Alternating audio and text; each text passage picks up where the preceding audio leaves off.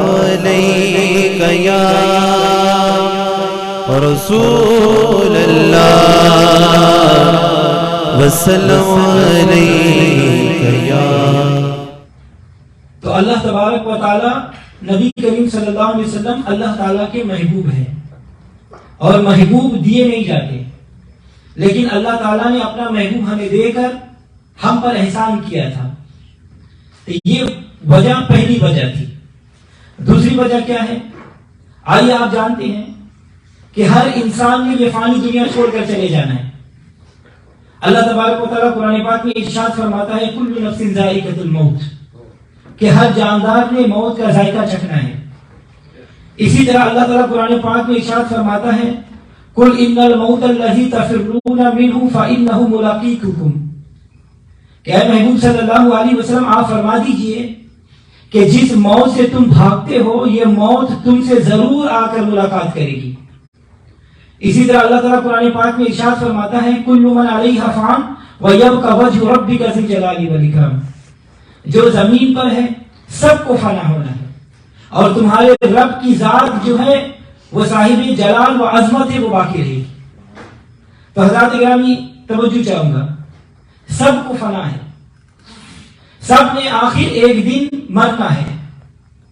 موت کسی کا لحاظ نہیں کرتی۔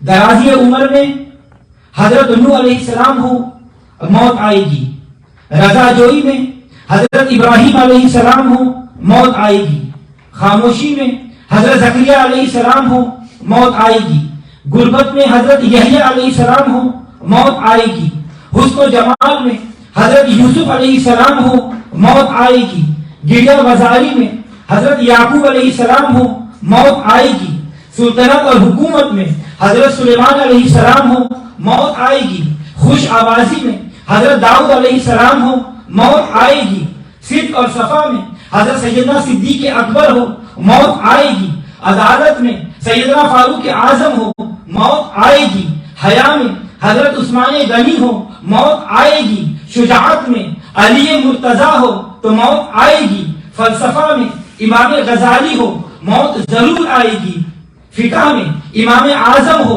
موت آئے گی، تصوف میں بایزید بستانی ہو موت آئے گی، جہالت میں ابو جہل ہو موت آئے گی، شقاوت میں یزید ہو موت آئے گی، شہادت میں امام حسین ہو موت آئے گی۔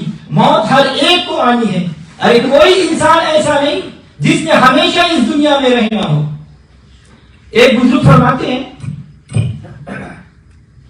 کہ میں نے ایک خواب دیکھا کہ جنگل میں ایک شیر جو ان کے پیچھے دوڑ رہا ہے اور یہ آگے آگے بھاگ رہے ہیں۔ کہتے ہیں کہ دوڑتے دوڑتے میں نے دیکھا کہ ایک درخت ہے بڑا پرانا اور اس کی جڑیں بھی پھیلی ہوئی ہے، اور وہ جڑ پھیل پھیل کر ایک کنویں کے پاس وہ لٹکی ہوئی ہے۔ وہ بزرگ فرماتے ہیں کہ میں نے اس درخت کی جڑیں کو پکڑ لیا اور کنویں میں لٹک گیا۔ اب وہ شیر کنویں کے منہ پر آ کر کھڑا ہو گیا۔ میں نے سوچا کہ چلو جب تک ان جڑوں کو میں پکڑے ہوا ہوں حفاظت میں رہوں گا، لیکن پھر فرماتے ہیں کہ جب میں نے کنویں میں جھانک کر دیکھا تو ایک بہت بڑا اژدھا سانپ نظر آیا جو نیچے اپنے منہ کھولے ہوئے اس کے انتظار میں ہے کہ میں اس کو گروں اور اس کو نوالا بنا لے۔ یہ خواب دیکھ کر وہ بزرگ بیدار ہوئے تو صبح کسی اللہ والے کے پاس جا کر اس کی خواب کی تعبیر پوچھی تو انہوں نے بتایا کہ بھائی یہ ایسا خواب ہے جس میں ہر انسان جکڑا ہوا ہے۔ وہ شیر موت کا فرشتہ ہے جو ہر انسان کے پیچھے لگا ہوا ہے، اور وہ کنواں وہ قبر ہے جو ہر انسان کا انتظار کر رہی ہے، اور وہ سانپ عذاب قبر ہے۔ معلوم ہوا کہ ہر انسان نے مرنا ہے، لیکن افسوس کہ ہم دنیا کے چکروں میں ایسے پھنسے ہوئے ہیں کہ ہمیں موت یاد تو کیا موت کا کبھی خیال تک نہیں آیا۔ یاد رکھو کہ یہ دنیا ہمیں قبر میں کام نہیں آئے گی، بلکہ یہ سب کچھ یہی کا یہی رہ جائے گا۔ نبی صلی اللہ علیہ وسلم نے ارشاد فرمایا کہ جس انسان کا دل سخت ہو تو وہ مرنے والے کا چہرہ دیکھ لے، اس کا دل نرم ہو جائے گا، اور وہ تصور کرے کہ جس طرح یہ مر گیا ہے اسی طرح ایک دن میں نے بھی اس دنیا کو چھوڑ کے چلے جانا ہے، تو اس کا دل نرم ہو جائے گا۔ اگر کوئی دشمن مر جائے تو اس کی موت پر بھی افسوس ہی کرنا چاہیے، خوشی نہیں کرنی چاہیے، کیونکہ مرنا تو بہرحال سب نے ہے، چاہے وہ دشمن ہو یا دوست ہو، موت تو ہر ایک کے پیچھے لگی ہوئی ہے۔ دیکھو جب موت آتی ہے تو پھر گھر والے کیا کرتے ہیں؟ اگر مرنے والے نے گھڑی بھی پہنی ہوئی ہے تو وہ بھی اتار لیتے ہیں، اگر مرنے والا انگوٹھی پہنا ہوا تو اسے بھی اتار لیتے ہیں۔ دنیا میں انسان کے لیے سب سے بڑی نعمت اولاد ہے، لیکن یہی اولاد مرنے کے بعد چاہتی ہے کہ والدین کو جلدی سے گھر سے نکال کر قبرستان پہنچا دیا جائے تاکہ ان کی جائیداد اور کمائی آپس میں تقسیم کرے۔ معلوم ہوا کہ موت سے تمام دنیاوی نعمتیں انسانی چھین جاتی ہے، اولاد چھوٹ جاتی ہے، والدین چھوٹ جاتے ہیں، گھر بار چھوٹ جاتا ہے، دوست احباب چھوٹ جاتے ہیں، حتیٰ کہ دنیا کی نعمتیں چھوٹ جاتی ہے۔ لیکن امام الانبیاء علیہ الصلوۃ والسلام اللہ تعالیٰ کی اتنی بڑی نعمت ہے کہ مرنے کے بعد بھی ہمارے کام آتے ہیں۔ تو حضرات گرامی، ہندوستان میں مشہور شہر ہے دلی، وہاں ایک ہندو رہتا تھا جس کا نام تھا دلو رام کوسری۔ وہ تھا تو ہندو لیکن نعتیں لکھتا تھا، ہمارے پیارے نبی صلی اللہ علیہ وسلم کی نعتیں لکھتا اور مسلمانوں کے جلسوں میں نعتیں پڑھتا تھا، بہت بڑا شاعر تھا۔ جب اس کی موت کا وقت قریب آیا تو اس کی روح نہیں نکلتی تھی، تو ان کے گھر والوں نے کہا کہ دلو رام تیری روح نہیں نکلتی، تو انہونی کہہ لے۔ ہندو لوگ ہمارے کلمہ شریف کو انہونی کہتے ہیں تاکہ تیری روح آسانی سے نکل جائے۔ تو دلو رام نے گھر والوں کو کہا کہ اچھا تم لوگ میرے کمرے سے باہر چلے جاؤ۔ تمام ہندو اس کے کمرے سے باہر چلے گئے، کمرہ بند کر دیا۔ تھوڑی دیر گزری کہ ہندو نے کیا دیکھا کہ جس کمرے میں دلو رام لیٹا ہوا تھا وہ کمرہ نور سے منور ہو گیا، کیونکہ دلو رام کے کمرے میں امام الانبیاء علیہ السلام تشریف لائے ہوئے تھے اور فرما رہے تھے کہ اے دلو رام کوثری، تو نے ساری عمر ہماری نعتیں پڑھی ہے، ہماری نعتیں لکھی ہے، جلدی کر اور میرا کلمہ بھی پڑھ لے، میں تمہیں کلمہ پڑھا کے جنت کا وارث بنانے آیا ہوں۔ تو اس نے کلمہ شریف پڑھا اور مسلمان ہو گیا۔ نعرہ تکبیر، نعرہ رسالت، نعرہ رسالت۔ اس نے مرنے سے پہلے ایک شعر پڑھا۔ شعر کا مفہوم یہ تھا کہ ہندوؤں کے نزدیک گنگا کا پانی بڑا متبرک ہے اور مسلمانوں کے یہاں زمزم شریف کا پانی بڑا متبرک ہے۔ تو وہ کہتا ہے کہ پہلے میں ہندو تھا تو گنگا کا پانی متبرک سمجھتا تھا، اب مسلمان ہو گیا ہوں تو کوثر زمزم کا پانی متبرک سمجھتا ہوں۔ وہ کہنے لگا جو گنگا سے پھسلا تو کوثر میں نکلا، جو گنگا سے پھسلا تو کوثر میں نکلا، مجھے رب نے پانی ہی پانی میں رکھا۔ پھر کلمہ پڑھا اور فوت ہو گیا۔ ہندوؤں نے دروازہ کھولا تو شیر پاس لکھا ہوا پڑا تھا، لیکن دلو رام کی روح پرواز کر چکی تھی۔ ہندوؤں نے اپنے مذہب کے مطابق دلو رام کا جنازہ تیار کر کے نیچے اوپر لکڑیاں رکھی اور درمیان میں دلو رام کی میت کو رکھی اور اوپر ایک کارٹن دیسی گھی کا بھی ڈال دیا، ڈال کر آگ لگا دی۔ لوگ کہتے ہیں کہ ہم نے دیکھا کہ اوپر والی بھی لکڑیاں جل گئی، نیچے والی بھی لکڑیاں جل گئی، لیکن دلو رام کوثری کا ایک بال بھی نہیں جلا سکی۔ ارے یہ تو دنیا کی آگ تھی، رب کعبہ کی قسم، رب محمد کی قسم، حضور صلی اللہ علیہ وسلم کے عاشقوں کو تو جہنم کی آگ بھی نہیں جلا سکتی۔ اسی لیے علامہ اکبر وارثی رحمۃ اللہ علیہ آپ میلاد اکبر میں لکھتے ہیں حرام اس پر ہو جائے نار جہنم، حرام اس پر ہو جائے نار جہنم، پڑھے صدق دل سے جو کلمہ تمہارا، اور قیامت میں چھوٹیں گے سستے وہ تاجر، قیامت میں چھوٹیں گے سستے وہ تاجر جنہوں نے خریدا ہے سودا تمہارا۔ اور ہمارا نبی وہ اللہ تعالیٰ کی نعمت ہے جو ہمیں موت کے وقت بھی نہیں چھوڑتا۔ ساری دنیا کی نعمتیں رہ جاتی ہیں، اولاد، بیوی، گھر بار، عزیز رشتہ دار، کارخانہ، فیکٹریاں، بولے ان میں سے کوئی نعمت بھی ہمارے ساتھ قبر میں جاتی ہے کہ نہیں جاتی، لیکن ہمارا نبی صلی اللہ علیہ وسلم قبر میں بھی ہمارے ساتھ ہوتا ہے۔ مشکوٰۃ شریف کی حدیث میں ہے کہ جب بندہ مر جاتا ہے اور قبر میں رکھ دیا جاتا ہے تو مرنے والے کے پاس دو فرشتے منکر نکیر آتے ہیں اور سوال کرتے ہیں من ربو کا، تیرا رب کون ہے؟ دوسرا سوال پوچھتے ہیں ما دینو کا، تیرا دین کیا ہے؟ تیسرا سوال پوچھتے ہیں ما کنت تقول فی حق ھذا الرجل۔ پھر فرشتے حضور صلی اللہ علیہ وسلم کی زیارت کروا کر پوچھتے ہیں کہ بتا اس پاک صورت والے کے تو دنیا میں کیا کہا کرتا تھا؟ اور یہی حدیث بخاری شریف میں ہے۔ بولو قبر میں حضور صلی اللہ علیہ وسلم کی زیارت ہوتی ہے کہ نہیں ہوتی؟ ہوتی ہے۔ جب زیارت ہوتی ہے تو مومن زیارت کر کے یوں کہتا ہے کہ قبر میں سرکار آئے تو میں قدموں میں گروں، قبر میں سرکار آئے تو میں قدموں میں گروں۔ فرشتے اگر مجھ کو پوچھے تو میں ان سے یوں کہوں کہ اپنے پائے ناز سے اے فرشتوں کیوں اٹھوں، مر کے پہنچا ہوں یہاں اس دلربا کے واسطے۔ اور سرکار اعلی حضرت عظیم البرکت مجدد دین و ملت شاہ احمد رضا خان فاضل بریلوی رحمۃ اللہ علیہ فرماتے ہیں کہ قبر میں لہرائیں گے تحشر چشم نور کے، قبر میں لہرائیں گے تحشر چشم نور کے، جلوہ فرما ہوگی جب طلعت رسول اللہ کی، ٹوٹ جائیں گے گنہگاروں کے فوراً قید و بند، ٹوٹ جائیں گے گنہگاروں کے فوراً قید و بند، حشر کو کھل جائے گی طاقت رسول اللہ کی۔ تو حضرات گرامی بتاؤ، جو دنیا کی نعمتیں قبر میں کام نہیں آتی تو وہ کیا قیامت میں کام آئے گی؟ نہیں، ہرگز نہیں۔ اللہ تعالیٰ قرآن پاک میں ارشاد فرماتا ہے یوم یفر المرء من اخیہ وامہ وابیہ، قیامت کے دن انسان اپنے بھائی سے بھاگے گا، ماں باپ سے بھاگے گا، تو بولو کسی کے کام آئے گا؟ نہیں۔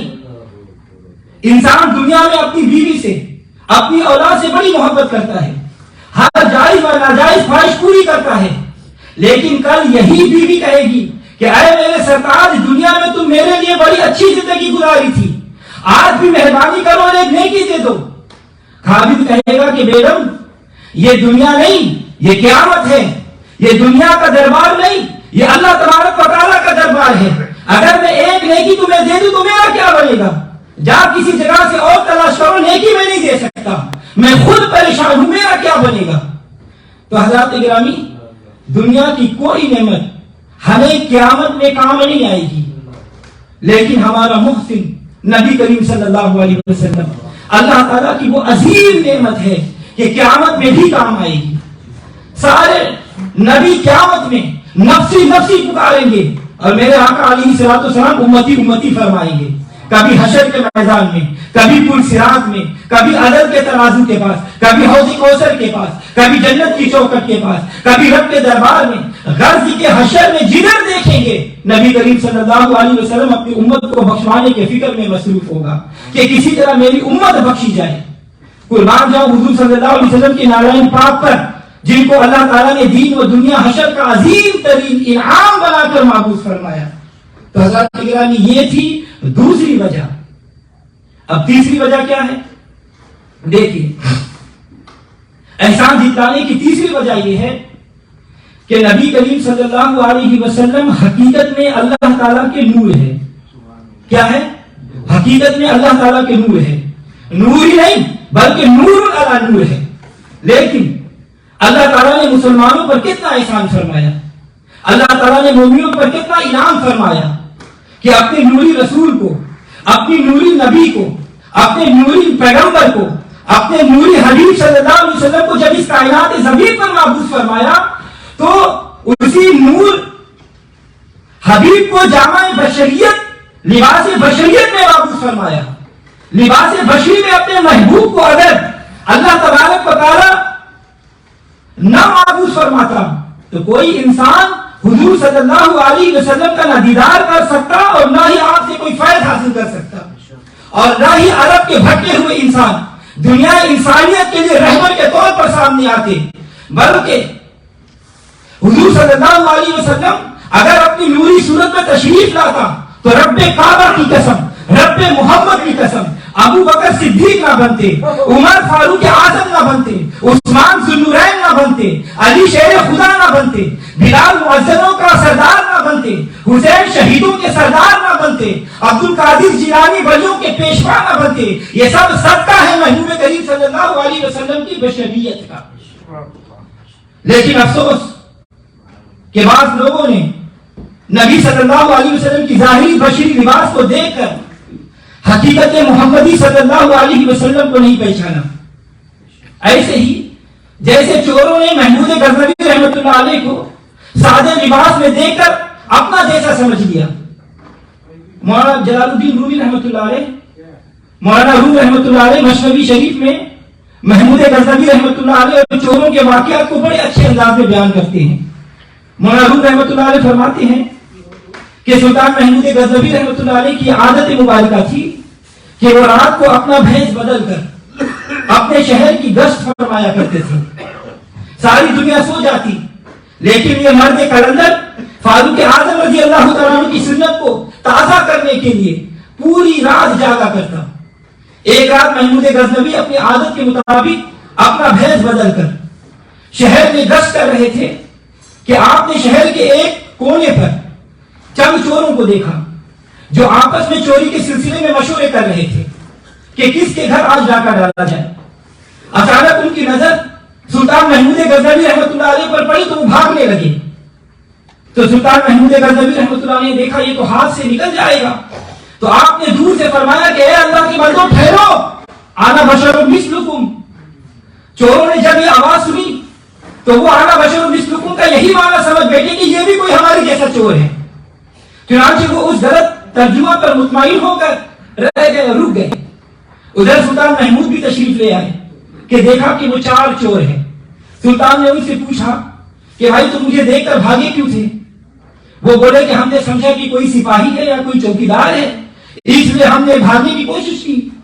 سلطان محمود نے فرمایا پھر ٹھہر کیوں گئے، رک کیوں گئے؟ تو وہ بولے جب تم نے یہ کہا کہ انا بشر مثلکم، سلطان نے فرمایا کہ تم نے اس کا کیا مقصد سمجھا؟ تو چور بولے کہ یہی تم بھی ہماری مثل چور ہو. تو حضرات گرامی توجہ چاہوں گا غلط ترجمے کا کتنا نقصان ہوتا ہے. بہرحال سلطان نے پھر ان سے پوچھا کہ تم آدھی رات کے وقت گھر سے کیوں نکلے ہو؟ تو وہ بولے کہ اسی غرض کے لیے جس غرض کے لیے تم نکلے ہو. تو حضرات گرامی دیکھیے ان لوگوں کو غلط فہمی، ان چوروں نے سمجھا کہ ہم چوری کی غرض سے نکلے ہیں تو یہ بھی چوری کی غرض سے نکلا ہے. حالانکہ حضرات گرامی گھر سے تو وہ بھی نکلے تھے، گھر سے یہ بھی نکلے تھے، لیکن ان کا نکلنا اور مقصد کے لیے تھا. وہ چوری کرنے کے لیے نکلے تھے اور یہ نکلے تھے تو رعیہ کی حفاظت کرنے کے لیے نکلے تھے.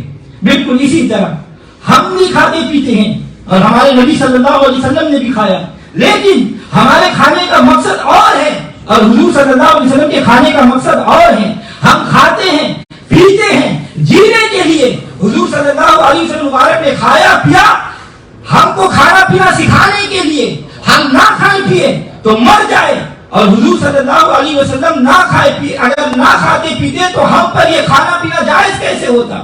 اور کھانے پینے کے آداب کون سکھاتا؟ بس حضور صلی اللہ علیہ وسلم نے بھی کھایا پیا اور ہم نے بھی کھایا پیا، لیکن فرق بڑا ہے. کتنا بڑا فرق ہے؟ ہم کھاتے پیتے ہیں تو اس سے نجاست بنتی ہے، لیکن حضور صلی اللہ علیہ وسلم کھاتے پیتے تو خدا کا نور بنتا ہے. تو حضرت امام میں عرض کر رہا تھا کہ چوروں نے سلطان سے کہا کہ ہم بھی اسی گھر سے نکلے ہیں جس گھر سے آپ نکلے ہیں. تو سلطان نے فرمایا کہ بتاؤ آج کس کے گھر کو لوٹا جائے؟ تو وہ بولے آج تم بتاؤ کہ کس کا گھر لوٹے. تو سلطان نے کہا کہ میرا مشورہ یہ ہے کہ آج سلطان محمود غزنوی کے گھر میں ڈاکہ ڈالا جائے. وہاں سے بڑا خزانہ ہاتھ آئے گا جو عمر بھر کے لیے ہمیں دنیا سے بے نیاز کر دے گا. چور یہ سن کر حیران ہو گئے اور کہنے لگے یار تم تو بڑے دلیر ہو، شاہی محل میں بھی چوری کرنے سے نہیں ڈرتے. لوگ تم آج سے ہمارے سردار ہو اور ہم تمہارے تابع دار ہیں، لیکن یہ کام بڑا مشکل ہے. سلطان نے کہا کہ تم ڈرو نہیں، میں جو تمہارے ساتھ ہوں، جو ہوگا وہ دیکھا جائے گا. تو چوروں نے کہا کہ اچھا ہم تمہارے پیچھے پیچھے ہیں، جہاں چاہو لے کے چلو. دیکھا آپ نے انہوں نے سلطان کو دلیر بھی کہا، سلطان کی تعریف بھی کی اور اس کے پیچھے پیچھے چل کر متبر بھی بنے، لیکن کیا فائدہ؟ سلطان کو سمجھے تو وہ اپنی مثل ہی رہے. بہرحال وہ لوگ اکٹھ اٹھے تو سلطان نے ان سے پوچھا کہ تم لوگوں کو اتنا عرصہ ہو گیا ہے چوری کرتے ہوئے، کوئی اپنے اندر کوئی کمال بھی رکھتے ہو یا اس نام کے چور ہو؟ تو چوروں نے کہا کہ سردار ہمارے اندر ایک ایک خصوصیت پائی جاتی ہے. پھر ان میں سے ایک چور بولا کہ مجھ میں یہ کمال ہے کہ میں اندھیری رات میں بھی جس شخص کو ایک بار دیکھ لوں تو دل کو بغیر کسی پریشانی کے میں اسے پہچان لیتا ہوں. دوسرا بولا میرے اندر یہ کمال ہے کہ میرے بازو میں اتنی قوت ہے کہ محل چاہے کتنی اونچی ہو اور میری پھینکی ہوئی کمان کنارے کو پکڑ لیتی ہے اور ہم بآسانی اوپر چڑھ سکتے ہیں. تیسرے نے کہا کہ مجھ میں یہ کمال ہے کہ خزانہ زمین کے جس حصہ پہ دبایا گیا ہو میں اپنی ناک سے مٹی کو سونگھ کر معلوم کر لیتا ہوں کہ خزانہ یہاں پر دبا ہوا ہے. چوتھا بولا کہ میرے اندر یہ کمال ہے کہ چوروں کو دیکھ کر جو کتے بھونکتے ہیں تو میرے کانوں کو یہ کمال حاصل ہے کہ میں کتے کی آواز کو سن کر سمجھ جاتا ہوں کہ کتا کیا کہتا ہے.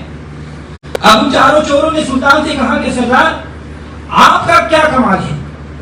آپ نے فرمایا کہ میرے اندر یہ کمال ہے کہ اگر مجرم قید میں ہو اور جلاد میں تختہ دار پر قتل کرنے کے لیے تیار کھڑا ہو اور اگر میں اپنی داڑھی ہلا دوں تو سارے مجرم قید سے رہا ہو جائے اور مرنے سے بچ جائے.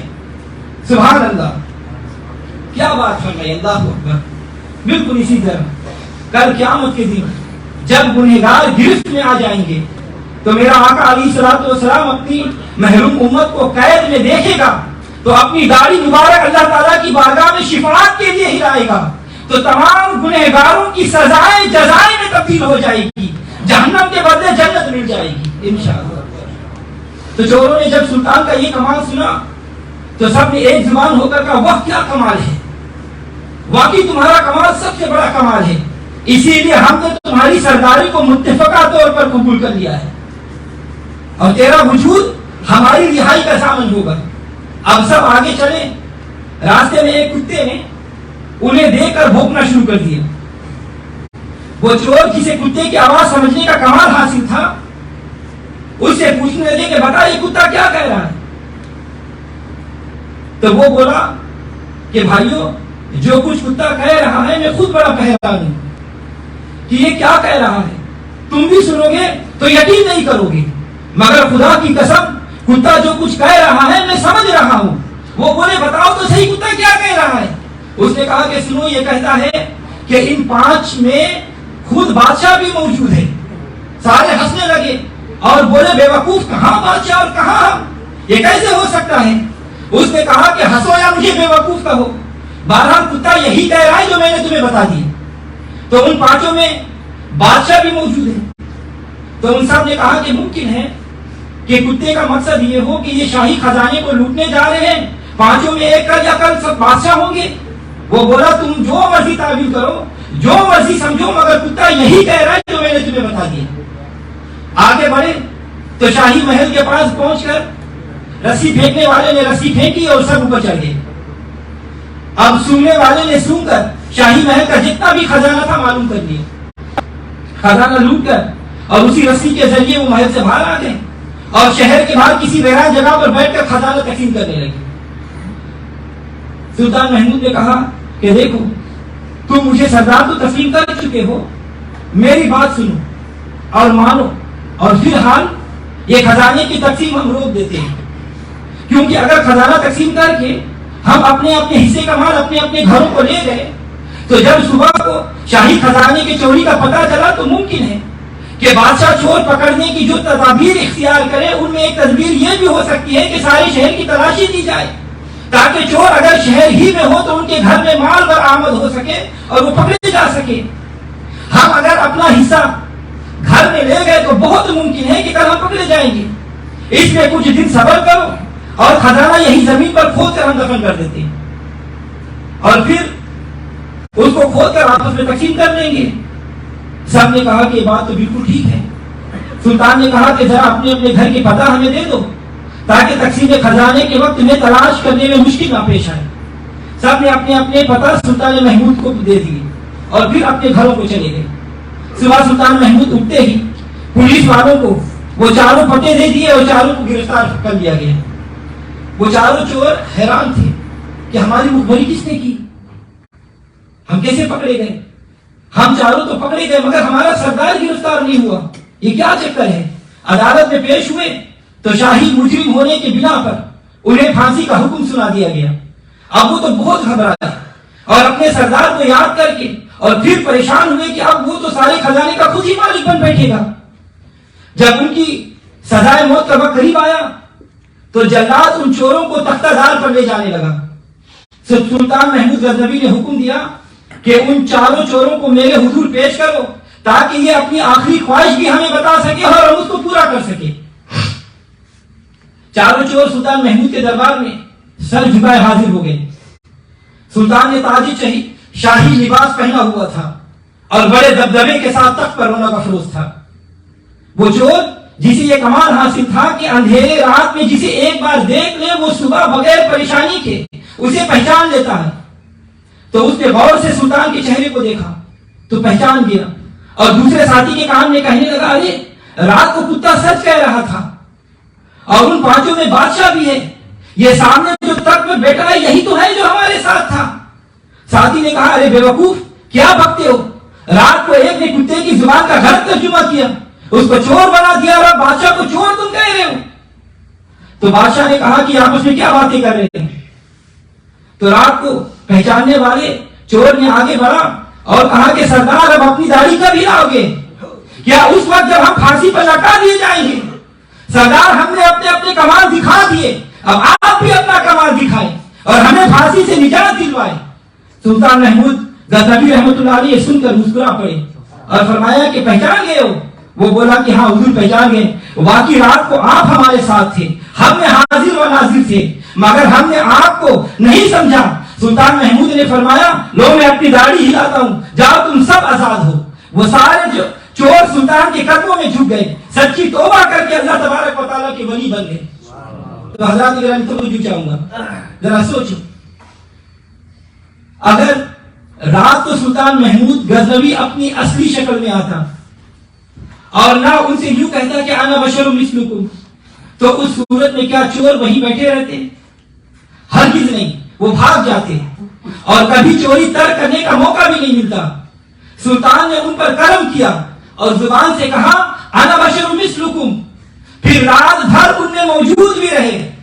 پھر صبح انہیں موقع دے کر ان سے توبہ کروائی اور اللہ تعالیٰ کے مقبولوں میں سے بنا دیا. بلا شبہ اللہ تعالیٰ نے مومنوں پر بڑا کرم فرمایا بڑا احسان کیا کہ محبوب کے چہرے پر انا بشر مثلکم کے پردے ڈالے اور فرمائے میرے حبیب ان چوروں کافروں کی اصلاح کے لیے تشریف لے جائیں. اے پیارے حبیب بشریت کا لبادہ اوڑھ کر جائے تاکہ یہ تم سے مانوس ہو جائے تمہارے پاس بیٹھے تم سے مستفید ہو سکے جہنم سے نکل کر جنت کے وارث بن سکے.